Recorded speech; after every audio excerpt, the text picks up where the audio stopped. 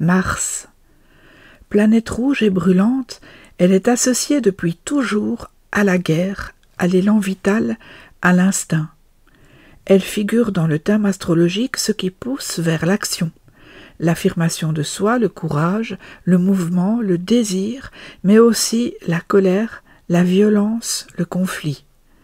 C'est l'énergie brute, celle qui ne demande pas toujours la permission. Lorsque l'on observe Mars dans un thème natal, on découvre une signature très personnelle de l'agressivité, de la manière dont une personne se défend, attaque, prend sa place, revendique ou rejette. Elle parle du rapport au pouvoir personnel et de la manière dont les tensions s'expriment, se retiennent, explosent ou se retournent contre soi. Mars, bien intégré, donne une force tranquille.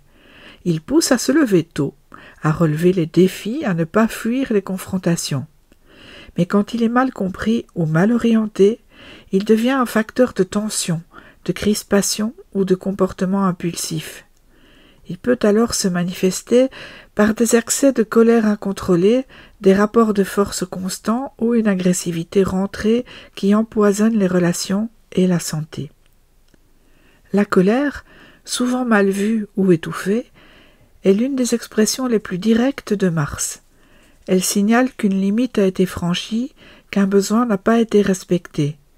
Elle peut devenir une force de clarification, une manière de dire non. Mais tout dépend de la manière dont elle est vécue, contenue ou dirigée.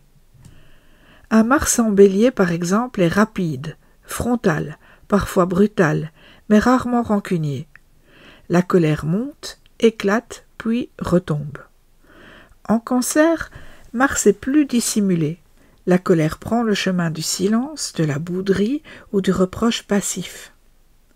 En Balance, Mars hésite, cherche à plaire, à éviter le conflit, mais peut s'irriter en profondeur quand il se sent étouffé.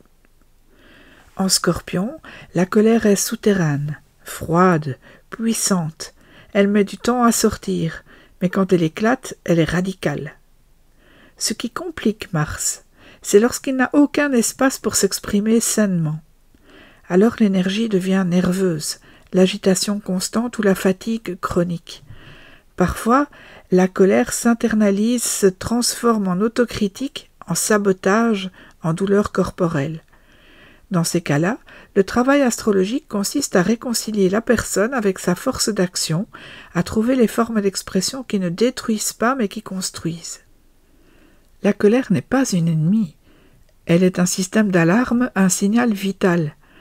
Apprivoiser Mars, ce n'est pas le faire taire, c'est lui donner une direction consciente. C'est se demander « mais qu'est-ce que je défends ? Où est-ce que je place mes limites ? Qu'est-ce que je suis prêt ou prête à affronter ? Qu'est-ce que je transforme plutôt que de me battre contre ? » Mars peut être celui qui coupe, qui brûle, qui détruit. Mais il peut aussi être le feu qui éclaire, le moteur qui libère, l'impulsion qui permet d'agir là où d'autres hésitent encore. Chaque thème révèle une façon différente d'apprivoiser cette puissance. Dans certaines traditions, Mars est aussi vu comme le gardien des passages, celui qui ouvre les portes, souvent dans la douleur, mais avec une grande efficacité. Il faut apprendre à écouter ce qu'il dit, non pas en cédant à chaque pulsion, mais en comprenant ce que l'énergie demande, mouvement, expression, affirmation. Comprendre Mars dans son thème, c'est souvent comprendre comment nous nous battons, nous nous protégeons, nous nous défendons, mais aussi ce que nous espérons gagner à travers ces combats. À bientôt pour un prochain épisode.